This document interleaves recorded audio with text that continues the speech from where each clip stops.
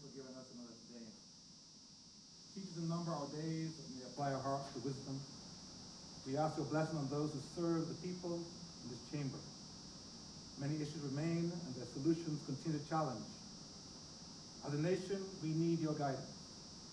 During this second session of Parliament, help each member respond to the tasks laid out for them.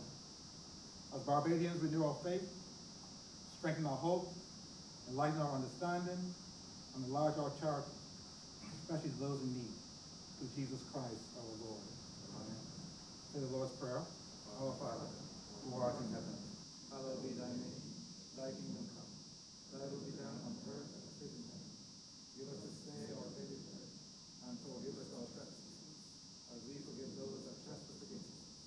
And lead us not into temptation, but deliver us from evil. For thine is the kingdom, power, and the glory, forever and ever.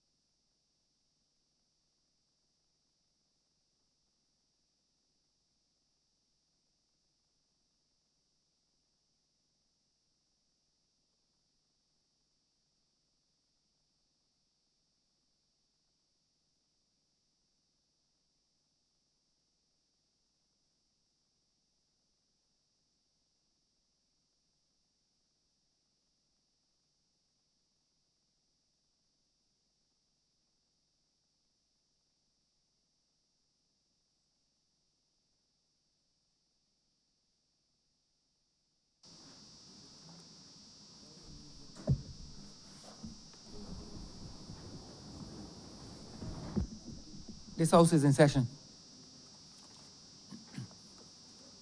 Minutes of the meeting held on Tuesday, August the 4th, 2020, Friday, August 7th, 2020, Tuesday, September 15th, 2020, to be confirmed.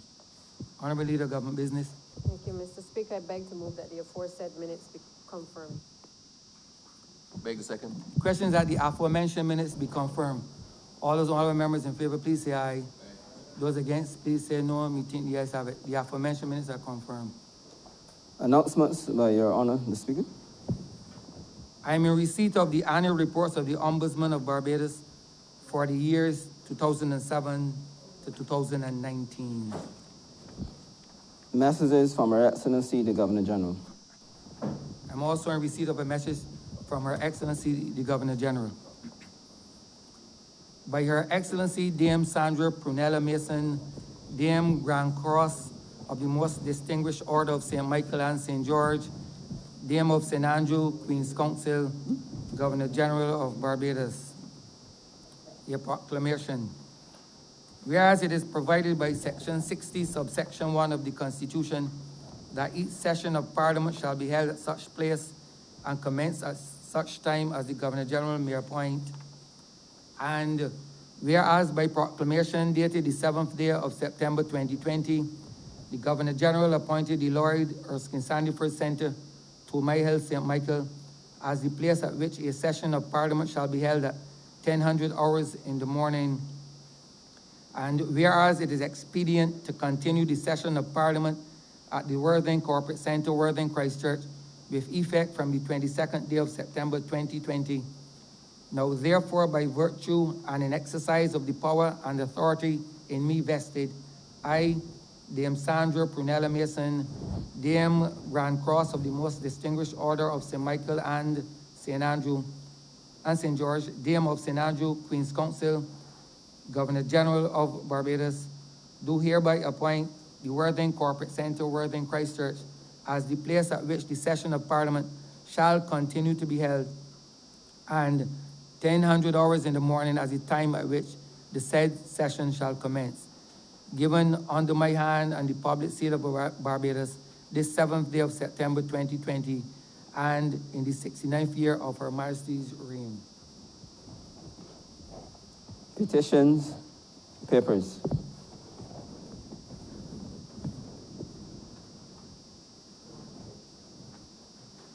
Honourable Member for Christchurch, East Central. Mr. Speaker, I'm commanded to lay the Securities Republic Wealth Management Limited Exemption Order 2020 and the Securities Maurice and Legan Exemption Order 2020. Honourable Member for Christchurch East. Mr. Speaker, I'm commanded to lay the annual report of the National Council on Substance Abuse for the year 2019.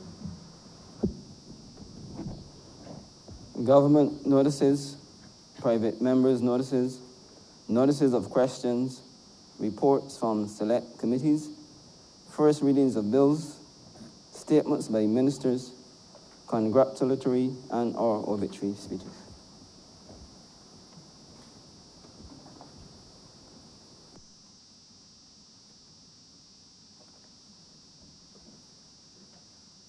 Honourable Prime Minister.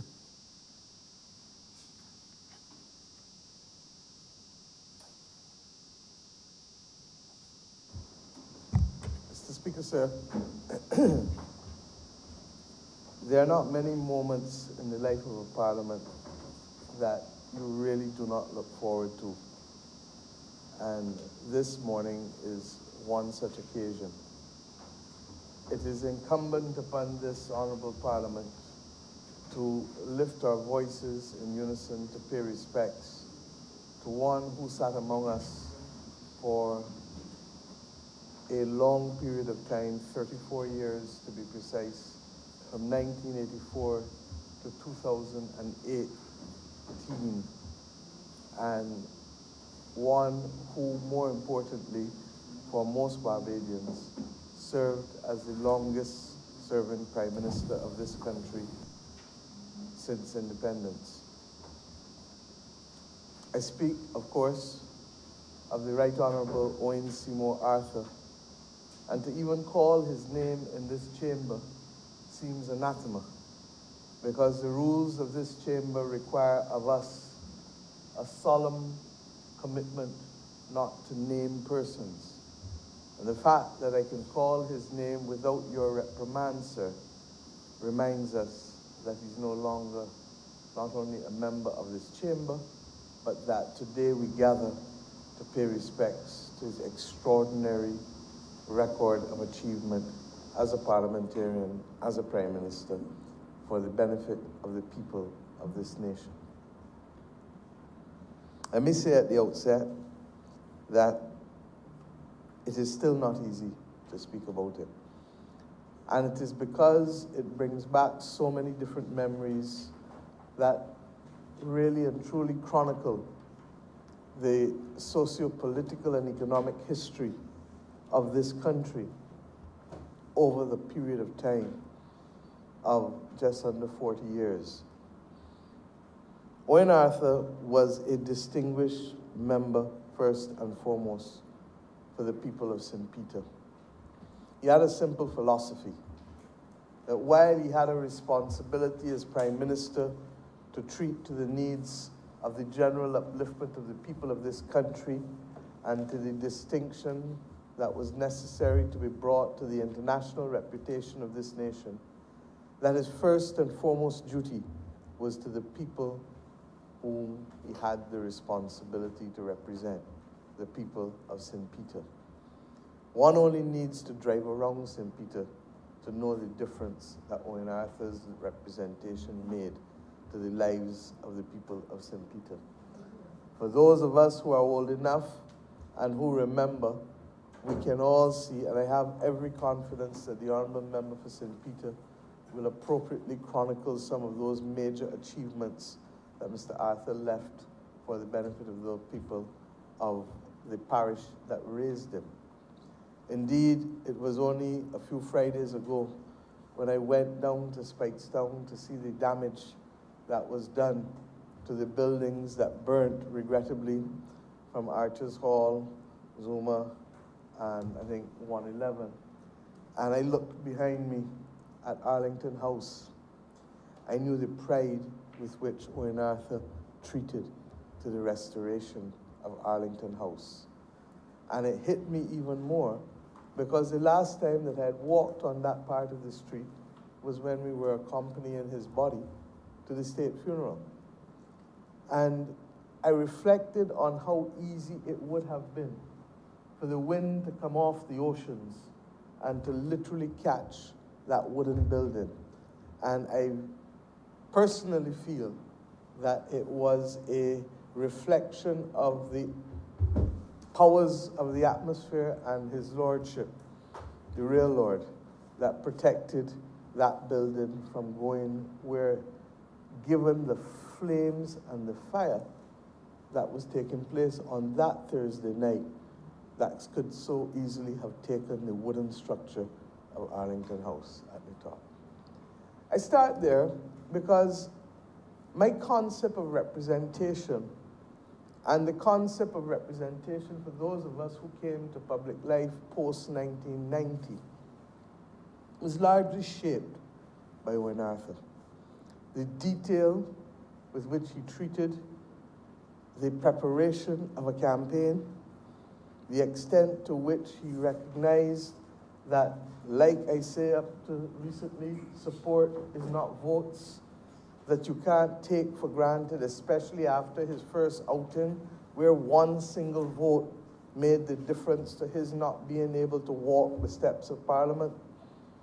He understood that every vote mattered, and that this was not just a saying, but that one's preparation and one's servicing of one's constituency needed to reflect that meticulous nature that would guarantee success. And one only needs to look at the way in which his majority moved over the years to see that while that was his strategy, the people of St. Peter obviously found favor with his modality of operation, his mode of operations. And to that extent, I believe, Mr. Speaker, all of us then started to learn and benefit. He credits some of it to his early involvement in Jamaica at the political level, where the politics, of course, was far more robust, far more aggressive, and far more meticulous in some respects, largely even because of the numbers and the scale with which he was dealing. And he brought that, therefore, to his craft as a representative in this nation. I say so because it became evident to me the difference in his approach to representation as I worked closely with him as General Secretary of the Barbados Labour Party for a period of 8 years, as I took the responsibility of managing 4 campaigns with him, starting with the by-election in 1996 in St. Michael Northwest, moving then to the general election of 1999, which became the absolute first performance of a government to claim that level of popular support and seats in this country. It is true that it has since been bettered, but at that time, in those circumstances, coming from the 24-3 that he was forced to face the indignity of as a new MP, his ability to be able to return the favor 26-2 was something that I know pleased his heart greatly and gave him great comfort that he had won the support of Barbados. And in those days, everyone was going with Owen.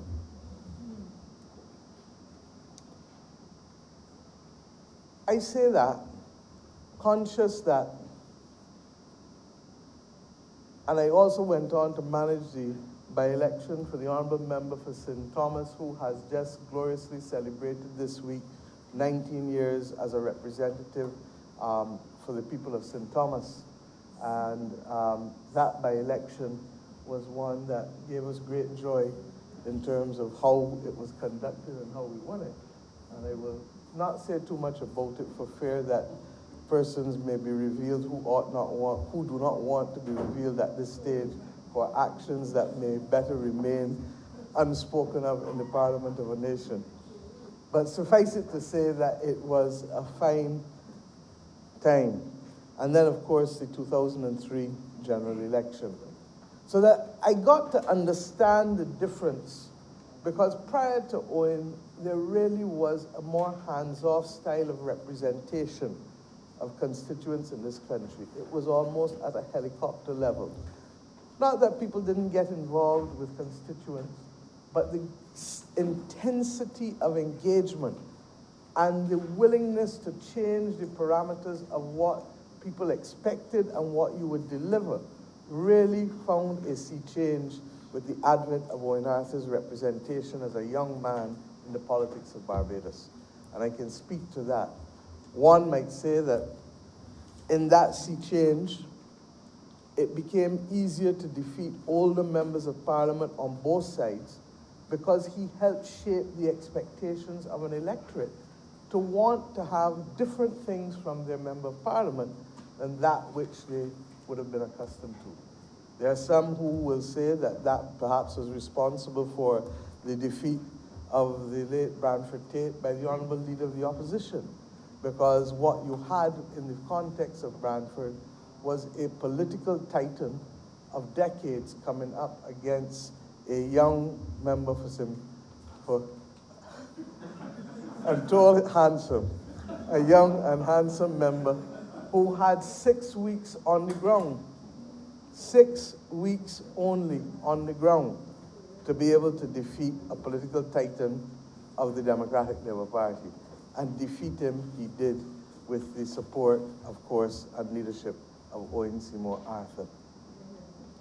The truth is that the dissection of Branford's representation was to send the signals to the rest of us who were being elected as members of parliament as to what would be expected of us and what would not be tolerated by the electorate from us. And I have seen over the course, therefore, of my political life that entire relationship between member of parliament and constituent change. And I say today, in large measure, in modern Barbados, Owen Arthur was responsible for changing the manner in which we delivered services and related to our constituents. But it wasn't only as an MP for St. Peter that he would distinguish himself. His commitment to being able to master the politics of politics made him one of the strongest leaders in the Caribbean of his times. Owen took nothing for granted. He gave no quarter and he asked for no quarter. Indeed, the bottom line is that he was clinical in his dissecting of the political scenario. He was not prepared to allow emotions or other things to cloud his vision as to what was his strategic obligation to country, to party, and to constituency. And it therefore meant that he would find himself with some very difficult and muscular language sometimes for people, as he would say. But inevitably, what saved the day was that he was always prepared to engage, irrespective of the nature of the previous engagement with parties. I find that an important characteristic, because malice does nothing but to corrode the spirit of persons. I think that, and as I said in the tribute that I paid to him in the church, that commitment to policy and to country and to politics is perhaps the bridge on which we would meet over and over, irrespective of whatever disagreements we might have had. And I say me, but I can change it to O'Brien Trotman. O'Brien Trotman was the person who was not supportive of Owen Arthur's nomination as a candidate in the parish of St. Peter, because O'Brien Trotman supported himself. And Owen would tell us of the stories of what it took to get that nomination and of the contributions of people like Alma Paris, in whose name the school was named, after whom the school was named, and her very quaint and demure way of looking at Dr. Waldron Ramsey and saying, Dr. Ramsey, you look as though you want to tell us something in here. Are you interested in running for something? And that was his way of telling you how his people in St. Peter protected him and literally fought off all comers from Dr. Waldo Waldron Ramsey to O'Brien Trotman to all others to ensure that he would be the candidate for the Barbados Labour Party. Indeed, that did not stop him from ensuring that O'Brien Trotman would be commandeered to lead the Urban Development Commission at the very time when we were starting a new initiative and we needed someone with excellent administrative skills to be able to unfold a program that, in his words, was designed to stop poor people from being poor. The Urban Development Commission and the Rural Development Commission.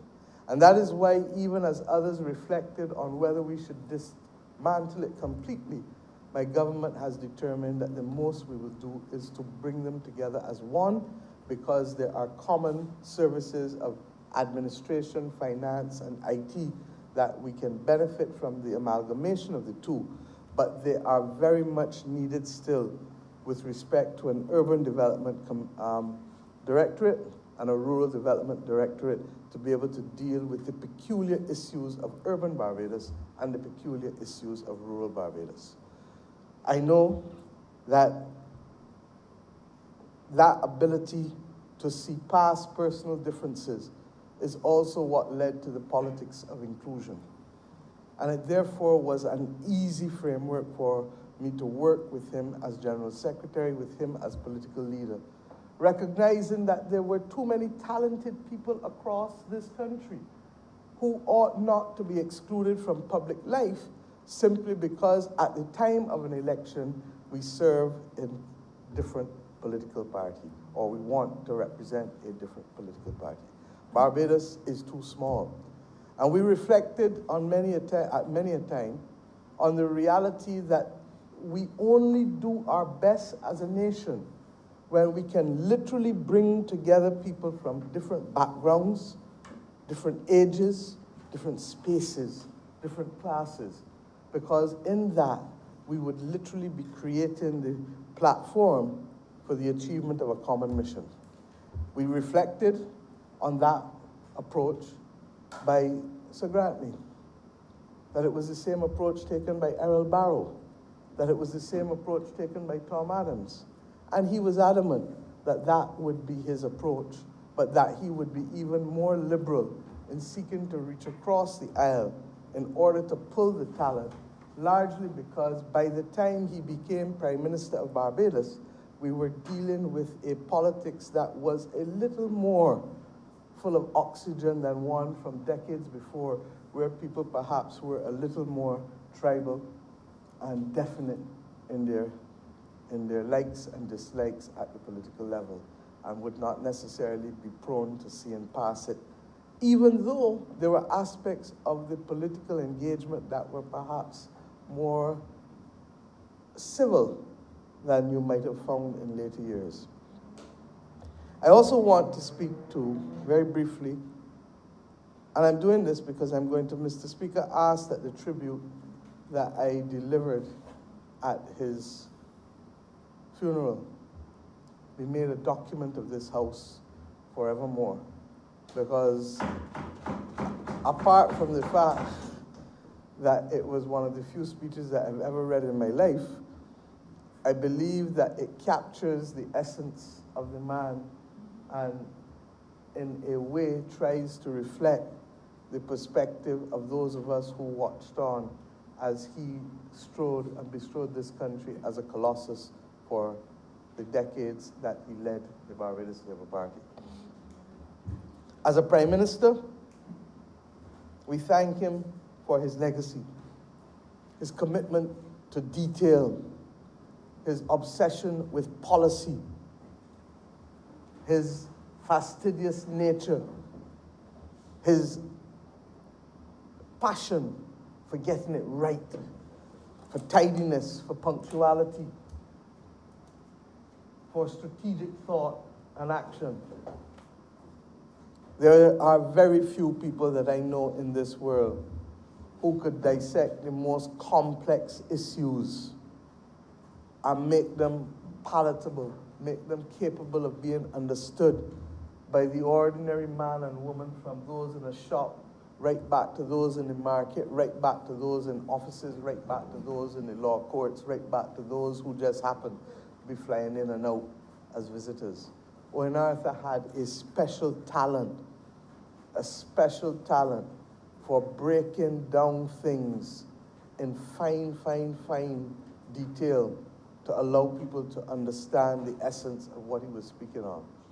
He had a perspective that was really more similar to Sir Harold St. John than most, because Sir Harold saw the big picture and focused in on the strategic issue. Even in his pleadings as a lawyer, others would tell you that Sir Harold never pleaded everything, but he would focus on the one or two issues that he believed to be germane to the case and go for them.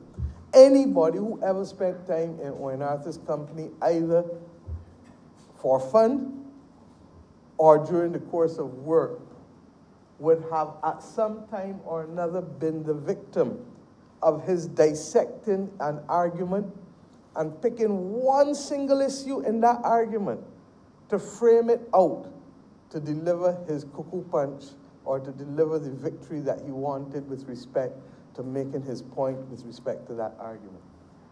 Even if you had other things to say that were valid, Owen would dismiss them and focus on that one issue that he knew would give him a victory, hook, line, and sinker with you. And that was the nature of the man. And very often, cabinet became a session for testing of minds and wills. And I see nothing wrong with that approach to the conduct of a cabinet, because I hope that it brings out the best in us. I hope that it brings out the best in us with respect to ensuring that we can most rigorously and vigorously defend what we have to in order to be able to advance the work of the people of this nation. But his love of public policy reminded me of that of those who went before. I would not have served with Tom Adams, but I see the evidence of Tom's commitment to passion and public policy. I knew him as a man. And in reading the documents and the files and understanding the progress of the party, clearly the Barbados Labour Party in 1976, with a great combination, came to Parliament with a passion for policy and a passion to perform in the interests of people. Owen Arthur had that same passion. And indeed, on many an occasion, he would talk about the influence of Sir Harold St. John on him. And Tom to a lesser extent, although the time with Tom was obviously much less because of his untimely passing in 1985, less than 1 year after Owen would have become a member of Parliament. But he would have been a senator before, at the instance of Mr. Adams's appointment of him when he came back from Jamaica.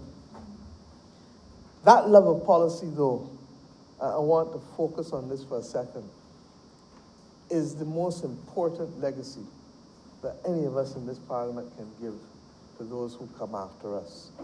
It is that love of policy that stops us from stepping outside of the parameters of what is appropriate.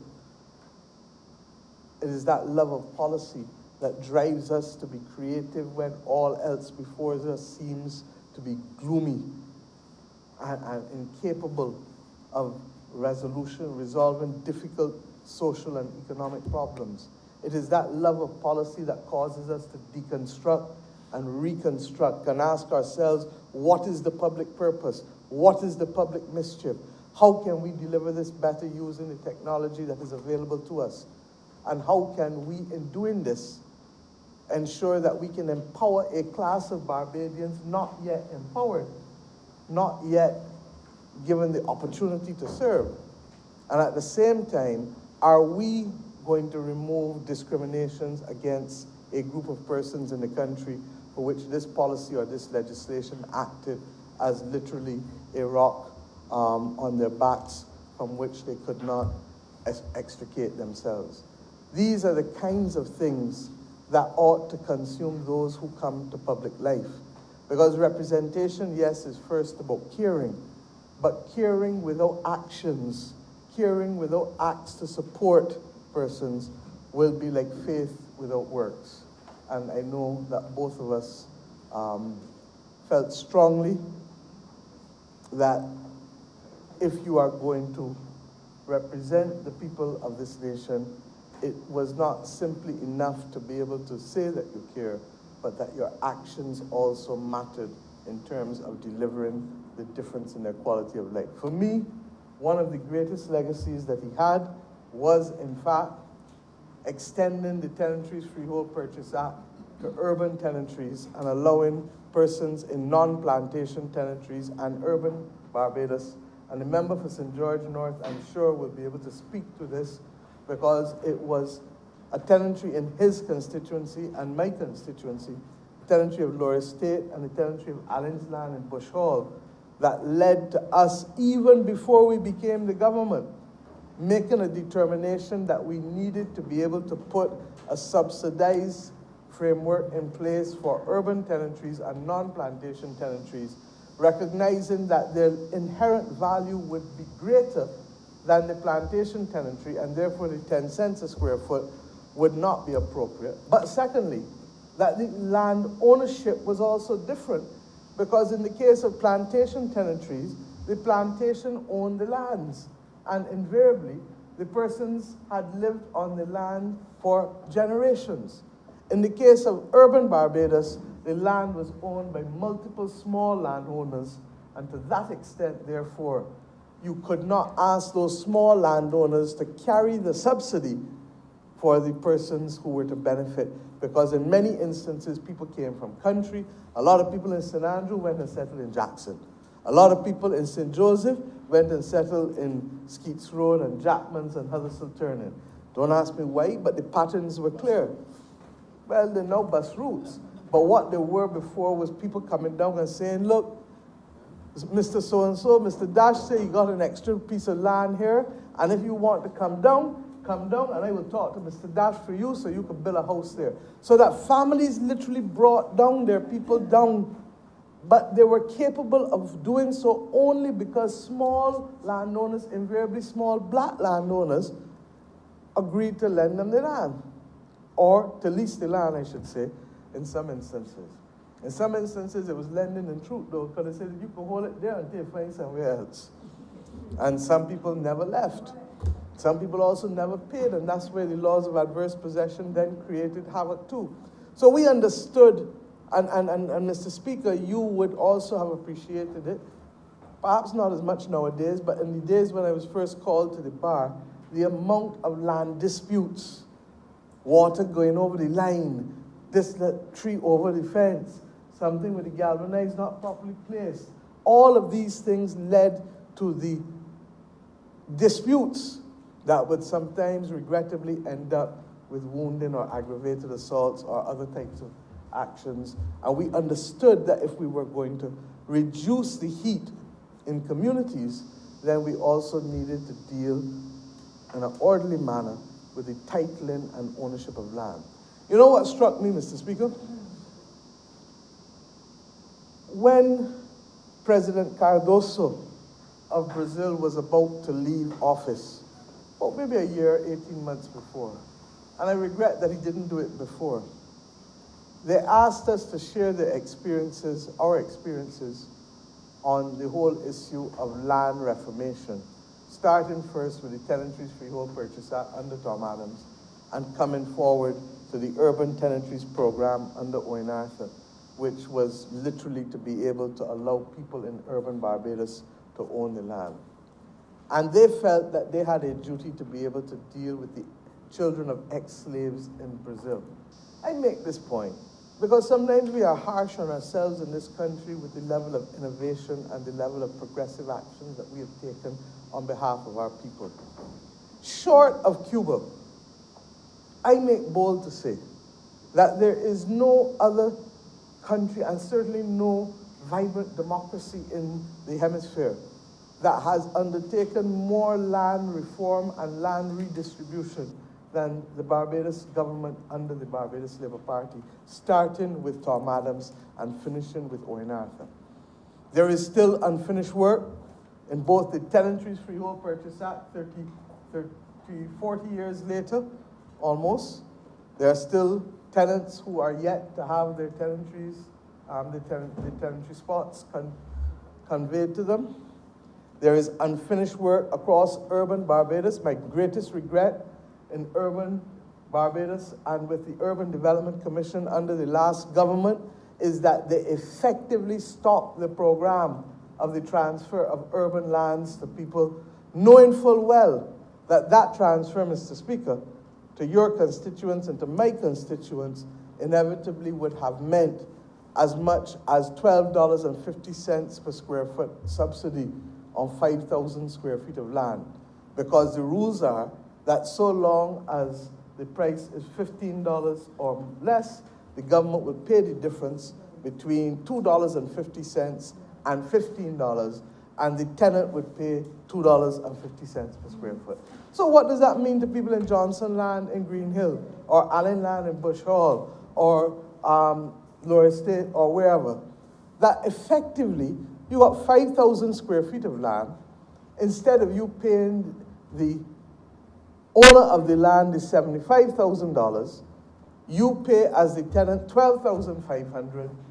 The government pays $62,500, and the landowner receives the full amount, unlike the plantation tenantries who would be fully subsidizing the cost of the land at 10 cents a square foot and therefore shouldering the difference between the 10 cents a square foot and the commercial market value of that particular land.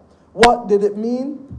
Then under Tom, under Owen, that instead of people having to find money to go and put the majority of the money in land, they could go and put the money in house improvement from day one.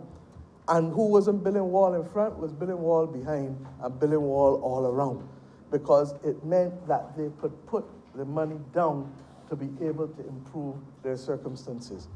His record in housing was not one of only national housing construction. In fact, the real record was in being able to lift the quality of life of Barbadians by the provision of jobs and by the provision of opportunities for mortgages. We introduced 100% mortgages in those days and provided the counterpart funding. We went on, and ironically, this for him was particular because a particular matter of which he was proud, because in his early days as a public servant, many people did not know that he, along with Alan Jones and Ronald Fitt, would have established the Housing Credit Fund in this country at a time when in the early 1980s, Barbadians could not go to the bank and get mortgages. Barbadians used to borrow money from solicitors in order to buy land. They were the banking institutions of the day for decades. And therefore, the establishment of the Housing Credit Fund, which allowed then banks and others to start to move into that part of the financial services sector in order to give Barbadians mortgages, was a substantial change in the landscape for him. As I said, it therefore meant that he had a finer appreciation than most that housing solutions are not just driven by government constructing housing units or houses, but that government could play a facilitating role through its regulatory regime and its ability to unlock capital to be able to spur the housing market. Indeed, Mr. Speaker, that is what we are hoping to do as we go forward with the projects and the use of the Housing Credit Fund. And we have in fact amended it to allow us to be able to use it to be able to unlock further subsidies and development of lots for persons, because we too believe that that class of person in this country earning $4,000 and under deserve to be able to afford land. But prices of land in this country from as far back as 2010 started to go into $20 and $25 a square foot. And people earning $2,500, $2,700, $2,800, $3,000 a month cannot afford to buy land at that price and then to build appropriate housing for them and their families to live in. And that is what this government is now fighting to be able to reverse. by ensuring that we can cap the cost of the sale of land in those developments at no more than $12 a square foot, so that we can give the person buying the land the benefit of the value between $12 and the commercial market value, whether that is $20, $22, $25. The values will determine that. But what it does is to give the applicant equity to be able to access the mortgage in a way that is easier than them being able to access it purely on the basis of their earnings profile, because of how high and expensive the cost of the housing and land is and how low the wages are. So we believe that the principle of subsidizing the cost of land found in the Urban Development Commission and the non-plantation tenantries is one that we can replicate in developments, obviously at a higher price point, but still at a substantial subsidy of almost 50% of the land value for persons going forward. That has its genesis in the kind of policy, creativity, but yet disciplined approach to policy that Owen Arthur imbued in all of us who served with him as members of his cabinet. I want, Mr. Speaker, to recognize his regional leadership as the lead Prime Minister for the CARICOM single market and single economy. There is no one in the Caribbean who will speak of the CSME without speaking of Owen Arthur's leadership with respect to this matter. He took it up in 1994, a few years after the Grand Aunt's Declaration was completed, and it was largely left to his leadership to help craft out, in real terms, what and how the revised Treaty of Chaguaramas would seek to reflect the framework for the establishment of a CARICOM single market and ultimately a single economy. He always knew that the single economy was going to be a difficult destination, largely because of the differences in interest rates and the inability to have a common macroeconomic policy across the region. But he was comfortable with the aggressive pursuit of a single market in his time. I was privileged to be at his side as Attorney General in 2006, February in Jamaica, when we signed the documents giving expression to the creation of the single market, having been satisfied that the obstacles that would, and the discriminatory acts that would have existed prior to the establishment of the single market and prior to the settlement of the revised Treaty of Chaguaramas were removed. Indeed, in those early days, he relied on Mr. Nigel Barrow as Barbados' chief negotiator with respect to settling the revised Treaty of Chaguaramas as we now know it. And Owen paid clear attention and detail to the drafting arrangements of that revised treaty. He knew instinctively that in a single market, there would be winners and there would be losers. And to that extent, the sustainability of the CSME depended on Chapter 7 of the revised Treaty of Chaguaramas.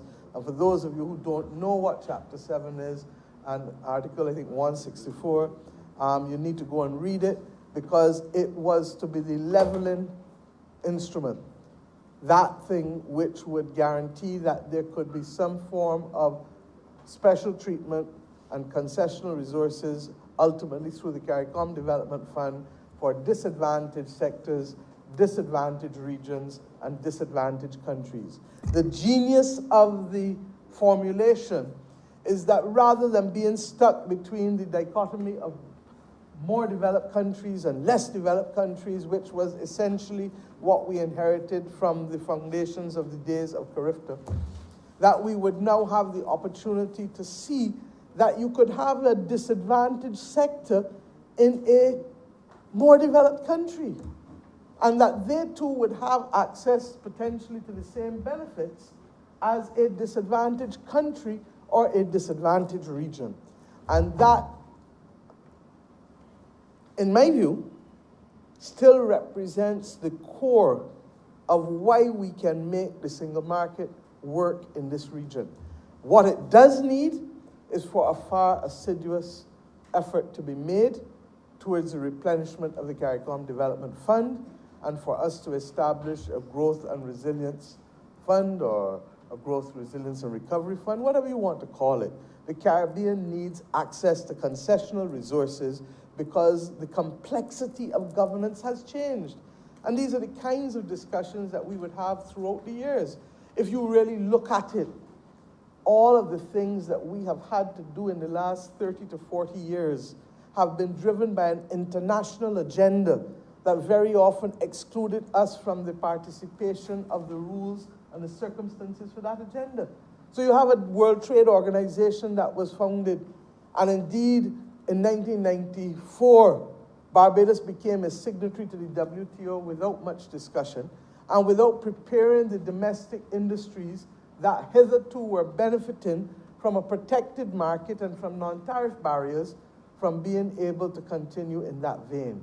But it meant that by 1999-2000, Owen Arthur had to dismantle the regime that hitherto would have protected the manufacturing sector, to start to dismantle, I should say, because the truth is that the last major dismantling took place under the member for St. Michael North in 2018 with the repeal of the Fiscal Incentives Act, which was a piece of legislation that guided Barbados' development in the shadow of the Lewis model of industrialization by invitation for the last 40-something years before. So that we understood that there were a number of things that would increase the complexity of government and hence the cost of government, but equally there were things that would reduce the revenue, because if you were now putting a lash in your domestic manufacturing sector, you would effectively not be able to get the returns from it as you were before in terms of revenue and jobs and general economic activity. We look at the environmental treaties all across the world today. It wasn't until end of Tom Adams' tenure that we even had a Ministry of Environment in Barbados. So the Ministry of Environment is less than 40 years old in this nation. But it is now one of the most important ministries, given the climate crisis that we face, given the sargassum weed and the drought and the flooding and the hurricanes that are bedeviling our country on an ongoing basis. But that meant that the cost of government would increase as a result, without necessarily having the productive sectors capable of being increased. In the end, and this was one of the last discussions we would have before he passed with the Jobs and Investment Advisory Council, in the end, he understood clearly the importance of the National Population Commission, because he recognized that the absence of people coming to work every day to produce and to pay taxes meant that we were trying to sustain the quality of life of the people of this nation on a dwindling and reducing base or foundation. Indeed, I cannot remember if it is the 2006 or it wasn't the 2007 estimates, because Clyde Maskell did that. So it was probably the 2005 or the 2006 estimates. I commend it to members of this parliament and wider Barbados to go and read, because he gave a speech about the extent to which we could continue without more in expanding the entitlements to citizens within the context of this state because of that lack of expansion with respect to the productive sectors. They saw, he and those before him, saw the international business sector without the constraints of carrying capacity as being able to offset some of the limitations of domestic production and population. They saw also the single market and single economy as an opportunity equally to ensure that Barbados would benefit from expanded production without necessarily changing the sovereignty responsibilities over 432 square kilometers or 166 square miles. But that these initiatives were to offset the smallness of us and the limited production capacity. Regrettably, there would not be enough to offset the global financial crisis of 2008, as well as the wrong-headed practices that saw to an expansion at all costs of recurring expenditure beyond anything that the country could support. And as he would say in his last speeches in here as an opposition MP, in circumstances where we became capable of only doing one thing and one thing alone, servicing debt. And that we service debt to the exclusion of everything else in the management of the economy and the management of the society for a better part of the 2013 to 2018 period. And hence, the country moving to where it became, regrettably, the third most indebted country in the world from a debt to GDP ratio perspective. He was the one in the estimate speech who spoke about the 69 cents in the dollar necessary to service, necessary to service our debt. And that in truth and in fact, if you were earning 2.3 billion and spending 3.2, 3.5, depending on the year you want to look at, you could not do anything other than continue to rack up debt, because you were printing the money and just literally accumulated deficits is debt. That's all debt is, accumulated deficits. And he understood that while we all, as post-independence leaders, come from the perspective and the school that Errol Barrow laid out in terms of limited deficit financing to support development, you can't improve the lives of our people without some level of borrowing. You can't improve your life individually, invariably. Most of us have to borrow to build a house. Most of us have to borrow to buy a car. Most of us have to borrow if we want to buy equipment for small business, because we all come from the same background. And what we are trying to do is to lift people out of poverty. But in order to lift people out of poverty, you have to borrow in order to generate the projects that will sustain you going forward. And because you're borrowing and building capacity, you are then, over the period of time, earning to be able to pay back that which you borrowed. That's how orderly development takes place. And that is why he continued to insist that the macroeconomic fundamentals were the first platform in caring for anybody, that it took cash to care, and that if you were going to be reckless about the management of this economy, then you were going to be contemptuous about the quality of life of the people of this nation. It was as simple as that. And if you ask me, that irrespective of his wonderful political style and the effectiveness of that, the real genius of Owen Arthur was in the commitment to nation building on sound fiscal practices, on structured policy that could withstand scrutiny, and sustainable policies that were intended to be able to build platforms for the future rather than to meet the moment alone with respect to instant gratification. That is the legacy I have taken from him. I thank him at a personal level for the opportunity to have learned most of what I know in public life, not just through reading, but through, like most Barbadians, being at the center of the action when these things were unfolding.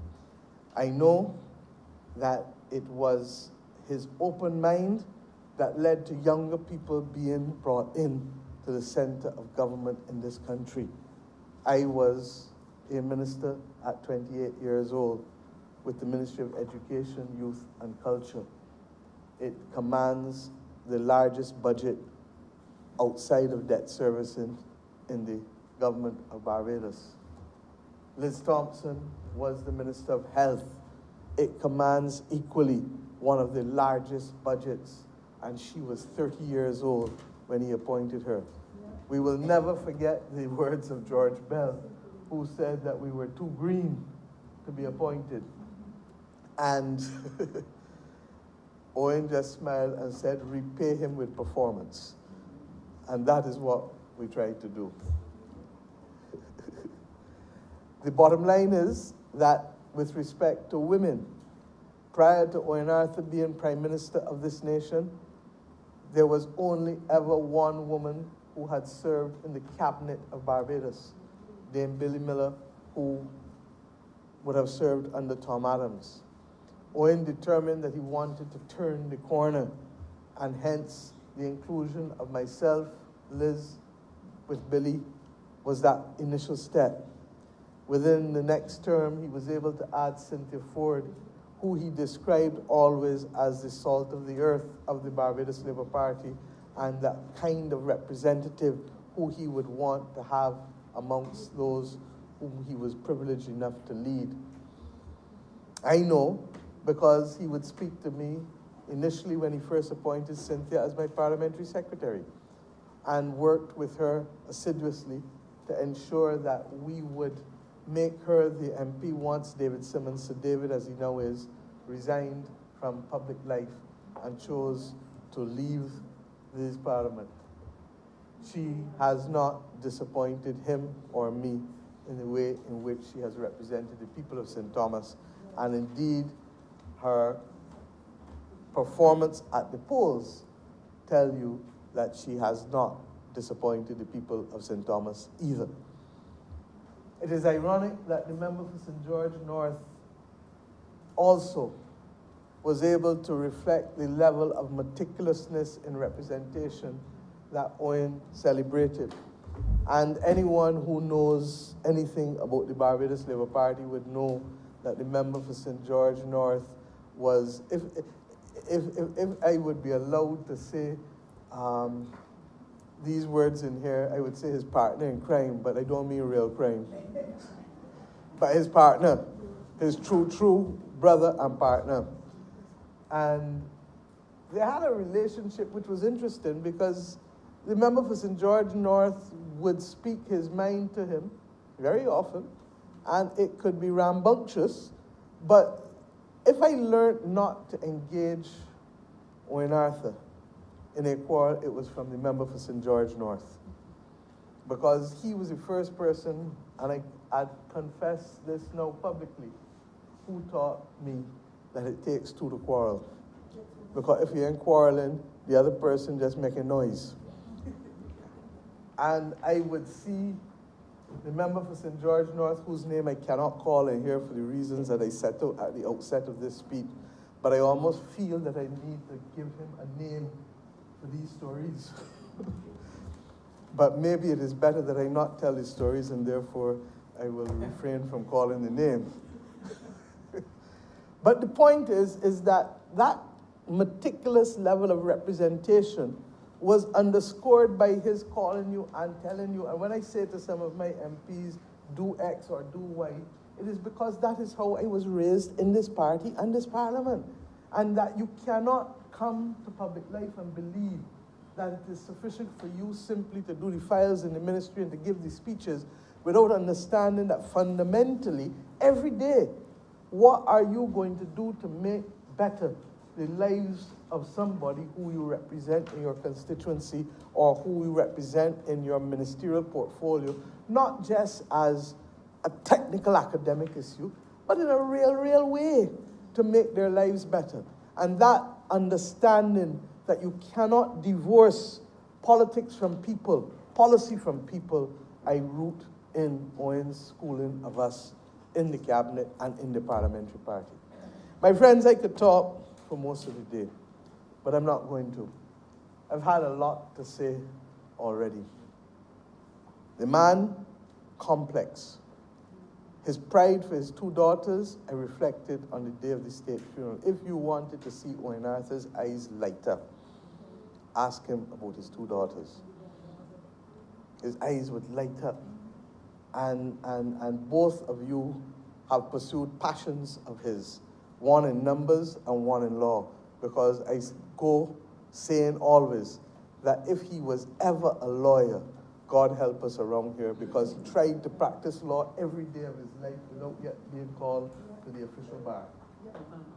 And he would joke and say he knew about the other bar, and that was sufficient to qualify him to speak on these issues. He had sayings that I will never forget.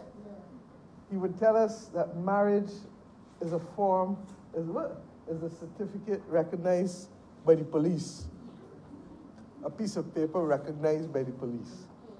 He would tell us that he did not want to stop eating pork chops and pigtail because it will only add 7 minutes to his life for every pork chop that he stopped eating. He would tell us that he would only do things that gave him intense pleasure, especially after he passed the age of 50.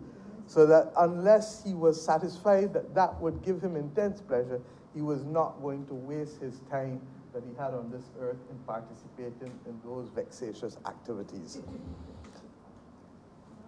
He was a raconteur. He had his moods. By all means, he had his moods. But it is my judgment that ultimately he did not carry malice. He may have had an obsession with what he wanted to achieve at all costs. And that was what drove him more than any form of malice. Over the course of the last 15, 16 months, we had occasion to speak regularly, again, on a range of national issues, international issues. He was passionate about the work that he did in Guyana and the need for the respect for the fair practices governing an election to dominate. He knew that his straight talk would not make him popular with everybody, but that never stopped him from straight talk. He was passionate about LIAC because he was the one who first tried to be able to save LIAC back in the early 2000s and to recognize that we needed to ensure that there was some form of airlift in and out the country. But he was equally the first one to recommend its dissolution, as the Honourable Attorney General would tell you, because the model became completely unsustainable. And even if we felt that we could do it, COVID literally spelled the death knell for it, given its current structure. That it would require significant restructuring in order to be able to have anything close to being able to provide the services of affordable, reliable access between the islands and the countries of the region through air transport. He took particular delight in chairing the Global Commission that I asked him to chair on small states. And why? Because as Minister of Finance, Owen Arthur did a lot of the heavy lifting with respect to small states' work and vulnerability. It is the issue that we find ourselves fighting yet again today, 30 years after the father of Professor Persaud settled the index with the Commonwealth Secretariat, years ago. And we went through persons like Owen and other leaders of small states trying to get buy-in for us to have vulnerability recognized as a fundamental feature of small states, not just in fiscal matters or for access to concessional funding or resources, but also with respect to our international trade obligations. We would reflect often that Barbados' share of global trade in goods is 0.0000%, and Barbados' trade in global services is 0.0001%, and that therefore we had no capacity to distort global trade. Those arguments, even though sound, would find no favor among the great political or the great nations of the world who constitute the G20 as it now is and the G7 as they were before. But yet, it's our reality. And our vulnerability is captured in our capacity, ultimately, to absorb shocks. Can we absorb the shocks of climate crisis, of the pandemic, of international economic shock, of oil price increases, of changes in terms of trade?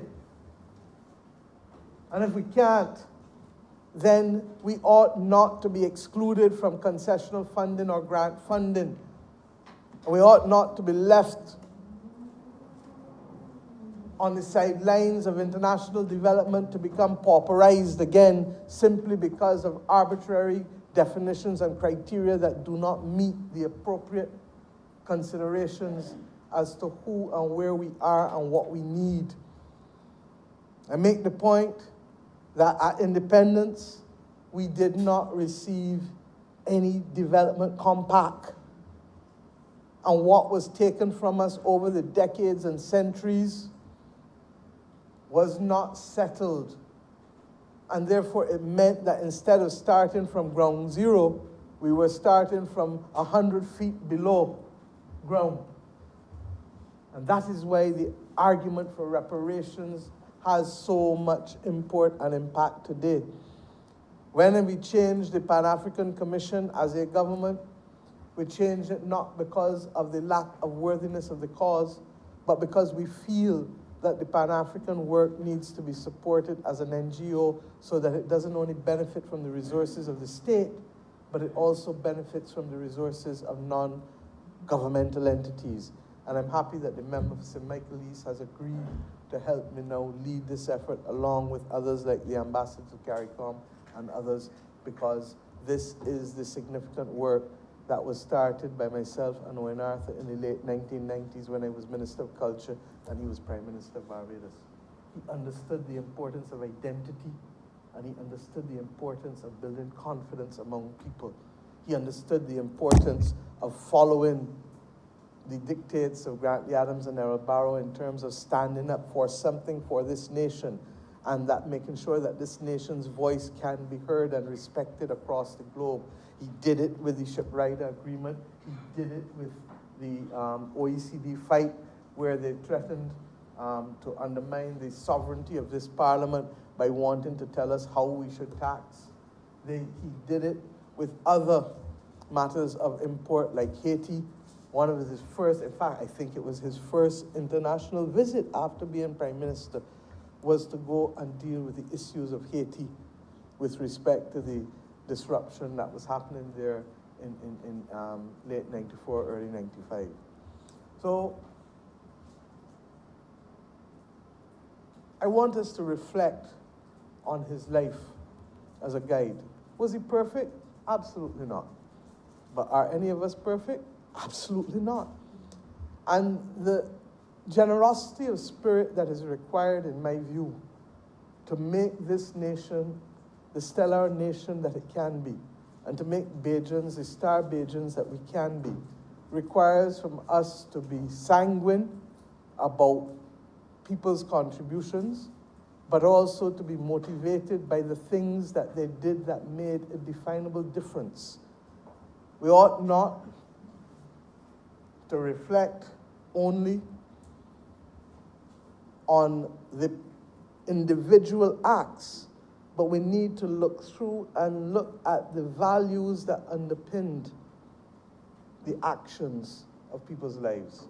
Because more often than not, if you're prepared to be still and to reflect, you will see those lines remaining constant in the actions and statements of human beings. Owen Arthur's own was very, very definite and very, very clear to see. He did not suffer fools gladly, or at all. He was forthright in his perspective. He was not always right, but he was often right. He was definitive in the need to be able to assert the right of Caribbean people and Barbadian people to tell the rest of the world that we are as good as any of you. And it was perhaps in his admiration for men like Sir Everton Weekes that you understood the power of what those young Barbadian cricketers coming out of poverty would do to be able to inspire other young Barbadians as to what they could achieve in this world and in this life and for this nation. And he was very clear that as the first real post-independence Prime Minister of Barbados, that he had a duty to settle some of these issues that for too long had been the subject of, in my view, unnecessary debate. A country that 40 years ago was debating should we have emancipation lectures or not. And Owen Arthur literally threw that out of the window and settled a framework for National Heroes of Barbados, which we settled in 1998. We made it clear that Emancipation Day, as well as July 26, had to be celebrated.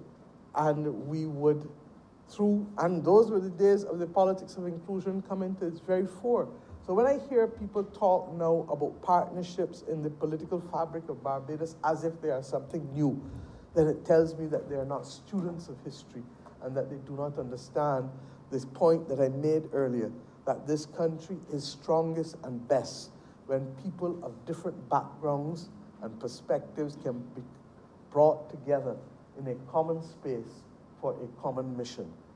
That is his legacy to me and to this party and to this country.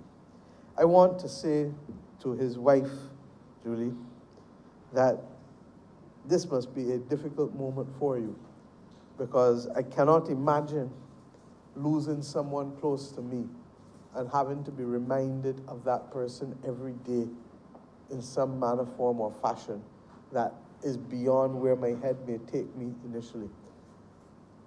That is the regrettable load of those who are family to those who have distinguished public records. And you learn that there is usually intense love or intense hate that they generate. Fortunately for me, I was told as a young girl by my grandfather that if you want to be successful in life, expect intense love and intense hate from people in public life. And that those who don't generate those extreme emotions, more often than not, will not spark the support base necessary to be successful in public life. Owen understood that. He understood the power of wit. He understood that in giving political speeches, that every 5 to 7 minutes you had to throw in a joke. It is a skill that I am not yet as capable of as he is, but I aspire to that every day because thank you, because I know that he literally studied it as an art, because he too would tell me about his difficult days of giving speeches with the stammering, and then overcoming the stammering, and then learning to be witty. In fact, he lent me 1 or 2 books about presidential wit and humor, showing that he took these things seriously and did not leave them to happenstance or to serendipity. But that was the nature of the man, always prepared. Even if it meant that he would shed other responsibilities, he was strategic with what he wanted to achieve, and he did it in the best way he knew how to, by being prepared and by bringing to bear the skills that the Lord gave him from birth of analysis, of distillation, and of communication. To his first wife, Beverly, I've already extended our support and reflected our sympathy. To his 2 daughters and to his granddaughter, and particularly to Isabella's granddaughter, because the rest of us have seen and interacted with him. But it is for her, more than any other person, that we would want the records of this chamber to be ample and full, so that when, as a young woman, she wants to look at her grandfather through the eyes of others, through how we saw him, who worked with him, then we ought to be able to ensure that that body of work is there. I commend him as well for ensuring that his body of papers has been given to the University of the West Indies. And I must tell you that I have approached the Vice Chancellor of the University of the West Indies to indicate that if the Barbados government could have one wish, and one wish alone, it would be to rename the Cave Hill campus after Owen Seymour Arthur.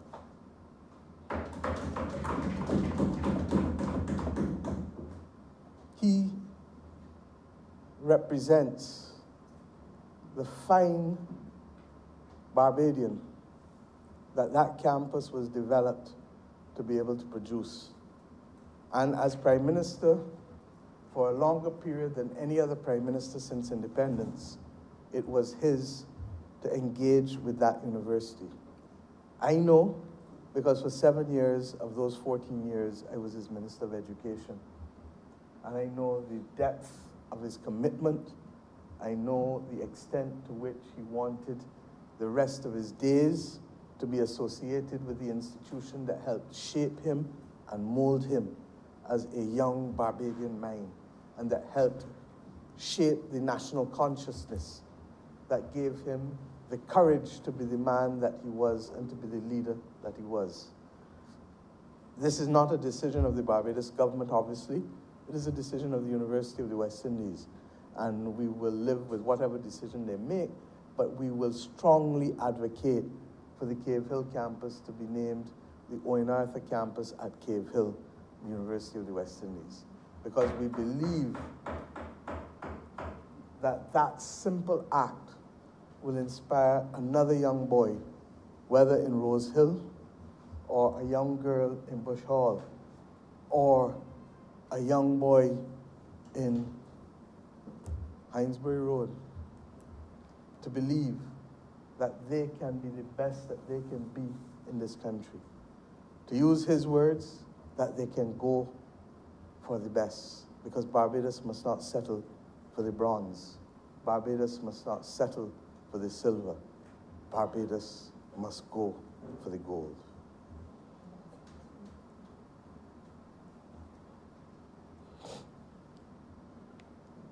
Those words must forever mean something to generations of Barbadians. To the family of Owen Seymour Arthur, to his brothers and sisters, to his nephews and nieces, to his daughters, to his granddaughter, to his son-in-law, above all else to his wife. We thank you for your support and nurturing of him, and your sharing him with the nation. Sometimes the population is not always kind in the manner in which it treats people as they stand on their feet. I trust and pray that the suddenness of his departure would cause us as a nation to want to reflect on how we can be a little more balanced and considerate and compassionate in how we treat the public figures in this nation. It is of significance to me that the majority of children of politicians do not come in to public life in Barbados. Invariably, those of us who have family are either grandchildren or nephews or aunts or cousins, or in my case, I suppose my father left early. So beyond the age of 10, I did not understand the horror of public life. But it is of significance. Go through the records on both sides of the house. And you have to ask yourself, why is it that those people who receive perhaps the most inspiration from their parents, who have done well in public life, have chosen not to come close to public life? And you can start with Errol Barrow. Tom Adams was an exception, but once again, Sir Grantley and Tom was in Britain, I believe, when a large part of, for his formative years, Sir Grantley went to the West Indies Federation. But when you look at all of the rest, including Tom's own children, Errol Barrow's children, come through the cabinets of both Tom Adams and Errol Barrow, and ask yourselves why. And I trust and pray that in spite of the fact that smallness carries with it other problems, that we will be mature enough and discerning enough to recognize that we need to have a different relationship with those who come to public life. And if we don't, we will find that the quality of persons who are prepared to come and enter to serve in what ought to be the highest form of service will start to dwindle and diminish right before our very eyes. I want today to end this tribute by asking this Honourable Chamber to send the appropriate condolences, Mr. Speaker, of this Honourable Chamber to the family of Owen Seymour Arthur on behalf of a grateful nation and a proud people that we could produce a man such as him to serve with such distinction. recognizing, as I said, that he was not perfect, but recognizing that his intent was honorable and that his mission, nevertheless, was laudable. I'm obliged to you, Mr. Speaker.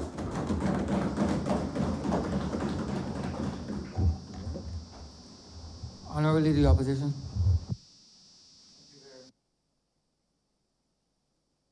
Thank you very much, Mr. Speaker. Perhaps I would want to begin by reading to the record an expression of my own personal sense of sadness and my expression of sympathy, that of my family, and that of the party which I now lead, to Mrs. Arthur, Professor Arthur's children, siblings, other members of the family. Certainly a sad occasion in which we were all caught up.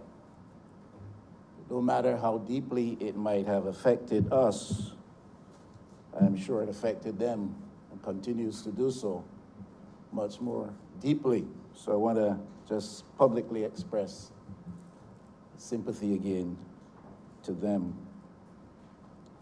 I first met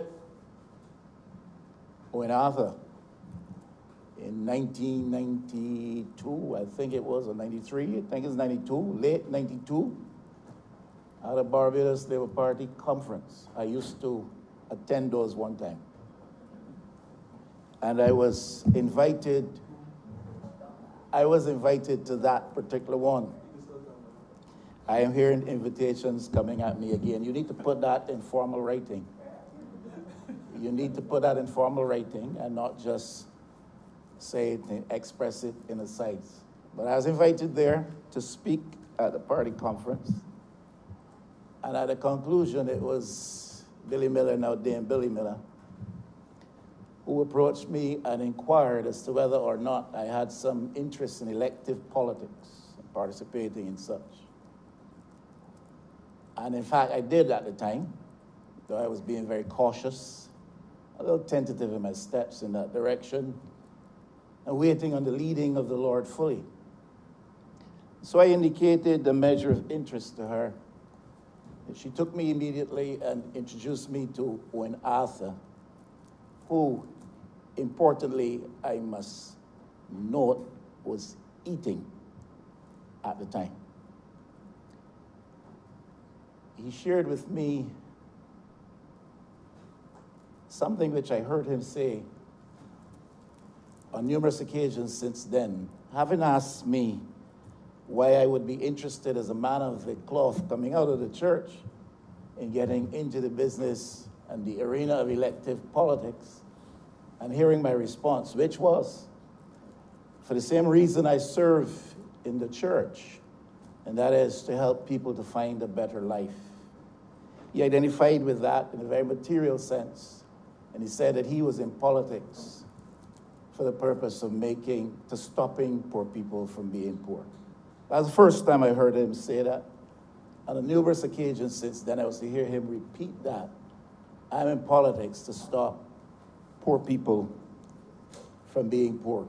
And perhaps it is in that vein I would like to speak, because there's several things which can be said, and several things which already have been said, and I'm sure there are other speakers to follow.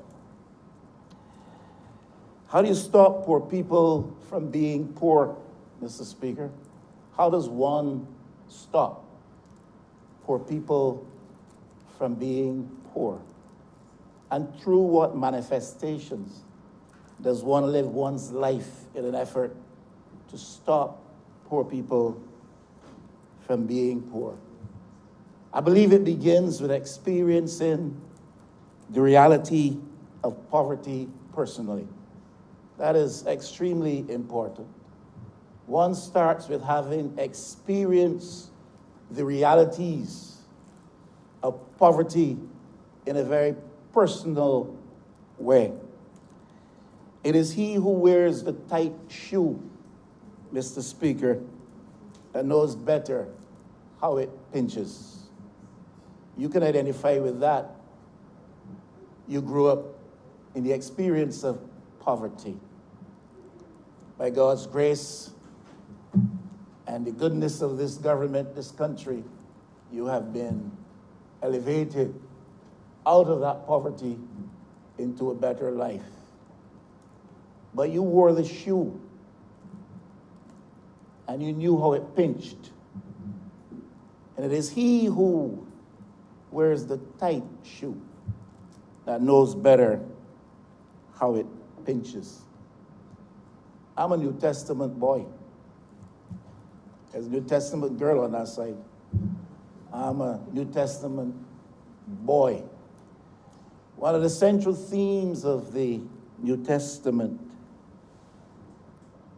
is the fact that Jesus Christ, our Lord, Jesus had to enter into our experience in order to lift us up and out of our predicament. He had to become like us. He had to live our reality. And as a fact, if you are familiar with the New Testament, whether you're a girl or boy, you know that that's a central reality revealed in the New Testament. He came into our experience, took upon himself our flesh, lived our reality that he might lift us up and out of that. The son of a shopkeeper and the plantation worker in rural Barbados of the 40s and 50s and 60s would have known and lived the reality of poverty, an experience which would have shaped a certain sense of calling. And I say calling, Mr. Speaker, because it connotes a sense of duty outside of and above service to self.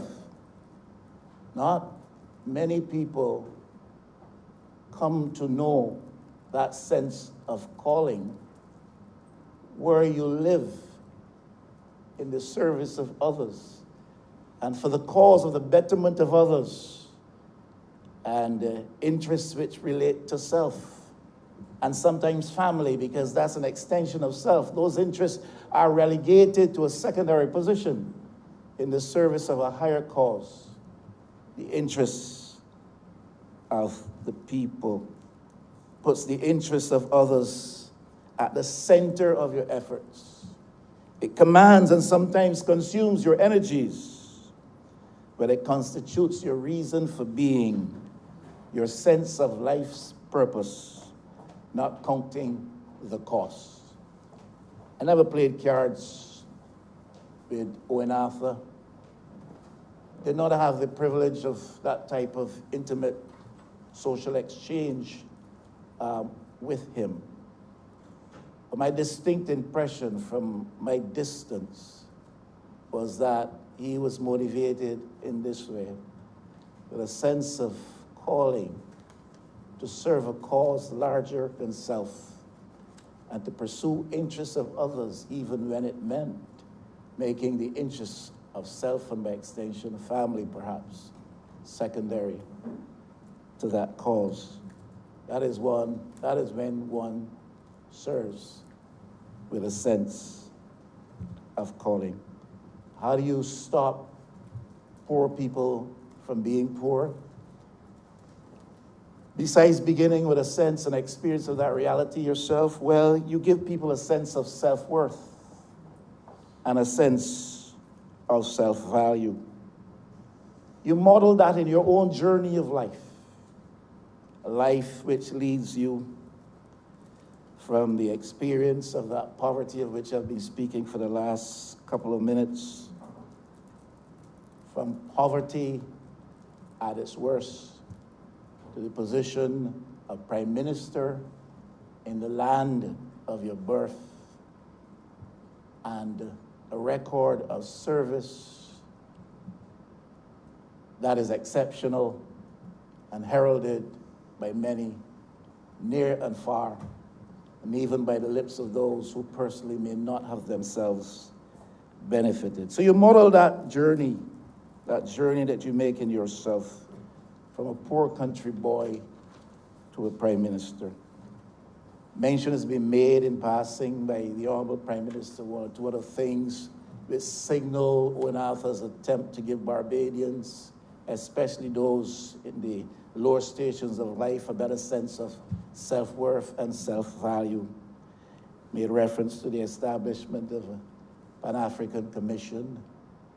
And then, of course, there's the establishment, perhaps that's the pinnacle of that type of effort, the establishment of a pantheon of heroes, people who embodied the best of that which is Barbadian, people who embodied the best of that which Barbados had to offer, the best of service that one could offer in the cause of our national community reflected in their lives.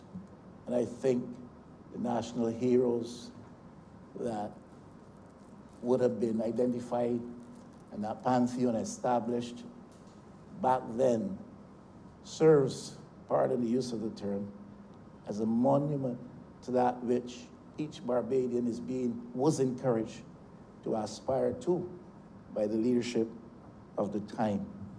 That's the type of leadership that we have been accustomed to in Barbados, and it was certainly embodied in Owen Arthur. But how, beyond giving people a sense of self-value and lifting this sense of self-worth, how do you stop poor people from being poor? Well, my view, it is very important that you change the nature of the relationship between the people in majority numbers and the land. You change the relationship between the people and the land. The Honourable Prime Minister would have made reference to that by pointing to what Barbados Labour Party administrations would have done with respect to land policy, both in rural and in urban Barbados. And I speak to that which would have been championed by Owen Arthur, particularly so in urban Barbados and in areas such as the one which I represented. So you move poor people, you stop poor people from being poor by changing their relationship to the land. You have to move these people from being tillers of the soil for the greed and gain of the privilege. Now, my friend, the Honourable Member for St. Michael East, my very good friend, would tell you those things, would tell you them in more potent and effective terms that I am capable of doing. But I seek to suggest the same thing that he has sounded in the corridors of this house and outside in the public space for years. If we are to stop poor people from being poor, and this is embodied as a principle in the policy, posture, and orientation, implementation indeed, of the government under Owen Arthur, you have to change the relationship between the people and the land and move them from being tillers of the soil for the greed and gain of others. Move them from being tenants in a space owned and passed on by others in a privileged circle, leaving the majority in a place such that they're tied to poverty and trapped in dispossession. Now, sounds like a lot of words, but the policy in actualization is that which is revolutionary, because when people find that there is a positive relationship between them and the land, then you start them in their journey to becoming part of the wealth accumulating class in Barbados. You see, Mr. Speaker, for me, it is about moving people from a position where they're postured to earn money, bring them to a place where they understand and realize in actual terms the benefit of growing wealth and building on that which they have. And until people can come into ownership of the land in Barbados in even greater measure than is the case now, we will continue to have that specter of poverty obtaining around the disadvantaged groups in Barbados. It's the type of representation that Owen Arthur helped me to give in St. Michael West. And forgive me, I feel these things strongly, so I'm not going to pass this without saying this, even though some may charge me of misusing a moment such as this and introducing an indecency. But let the charge come if it will. But as a type of representation that ONAFA facilitated me in giving in the constituency of St. Michael West, I see the attempt to return to the days where representation must be based on one's capacity to purchase voting support, where representation is to be facilitated by building relationships and links with the drug subculture in Barbados. I see that in St. Michael West. So let the charge come if it will. But what I am speaking of here today is not that. I am speaking here today of a kind of quality and brand of representation that ONAFA facilitated me in giving to the people of St. Michael West, helping to change the relationship between the people and the land in a positive way. Prime Minister spoke of the urban tenantries transfer of title program. St. Michael West has some of the biggest tenantries in urban Barbados. In Garden Land alone, 139 different tenantries. In Tudor Land, down the other end on the western side in Paris Gap, 97 tenantry spots. And the program of transfer of title through the Urban Development Commission, championed by the policy on urban transfer of title legislation, was effective in bringing many of those people into a better, more positive relationship with the land. And I feel those things very strongly. And I say that's the kind of quality representation that people out there seek to have. Not the type that comes through the reinforcement of dependency or the persistent reliance on the offerings that come through mendicancy. That's not what representation for me is about. And as far as I was able to assess, that was not what representation at the constituency level for ONAFA was about. Not dependency and building on platforms of mendicancy. No, sir. It was about empowering people, and the transfer of title program, Urban Barbados, was a significant revolutionary tool in helping to change the character of housing in Barbados. And I think by her own voice, the Honourable Prime Minister as well alluded to that. That is why I've said more than once that for me, policy of National Housing Corporation in trying to bring Barbadians into a position of greater empowerment should not seek first to give them a unit in which to live, but should seek first to provide land to which they can find title. Land to which they can find title, and land on which they may be facilitated in building. And I see an affirmative nod from the Honourable Member for Christchurch West, signaling that there's wisdom, at least in what I am trying to say. And I thank you for that signal of support for this position. How do you stop poor people from being poor? The goal of a graduate of the university in each household is not just an aspirational statistic, or was not simply an aspirational statistic. I think some interpreted this as political talk, as gimmickry. But I think that that was revolutionary thinking reflecting itself in a very practical way. Not intended to create political noise, not intended to muster political appeal, but coming out of a bosom, political bosom, that understood the role of tertiary level education in lifting ordinary Barbadians, whether you come out of Rose Hill, or out of Savannah Road, or out of Joes River, or out of Westbury Road, to lift ordinary Barbadians from a position of poverty, generational poverty, and bring them to a better place where they can more productively contribute to the building of their nation. And it underscores an appreciation, an understanding for the role of the university empowering the nation through education. It underscores an understanding of the importance of the value represented in each household in contributing to the economic advancement of the country. We often speak with reference to the things, the units in an economy. We speak to businesses and to households.